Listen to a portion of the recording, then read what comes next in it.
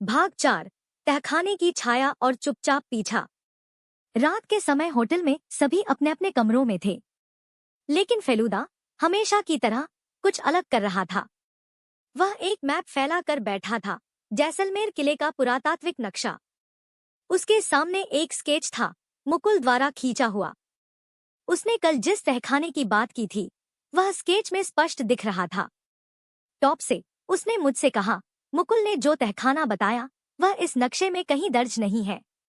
यानी या तो यह कोई गुप्त हिस्सा है जिसे राज दरबार ने छिपा रखा, या फिर वह इतिहास में खो चुका है। मैंने आश्चर्य से पूछा, क्या आपको लगता है वहां सचमुच कोई खजाना है? फेलूदा का चेहरा गंभीर हो गया। मुझे शक है कि वहां कुछ जरूर छिपा है। खजाना हो सकता है, या कोई दस्तावेज, कोई रहस्य जो वर्षों से छिपा है। अगले दिन हम किले में फिर पहुंचे। इस बार मुकुल शांत था, लेकिन उसके पैर खुद ब खुद एक खास दिशा में बढ़ रहे थे। वह किले के पीछे एक संकरे गलियारे में पहुंचा, जहां आमतौर पर पर्यटक नहीं जाते। यहाँ वह फुसफुसाया। उसने दीवार पर हाथ फेरा, और तभी उसने एक पत्थर की ओर इशारा किया। ये हिलता था। हम सब चौकन्ने हो गए।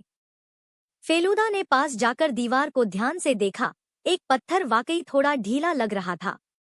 उसने अपनी जेब से छोटा सा स्क्रूड्राइवर निकाला और धीरे धीरे उस पत्थर को हटाने लगा। तभी पीछे से आवाज आई, रुको। हम सब पलटे। सामने डॉक्टर हाजरा खड़े थे, और उनके चेहरे पर कुछ ऐसा भाव था जिसे मैं डर और गुस्से का मिश्रण कहूंगा।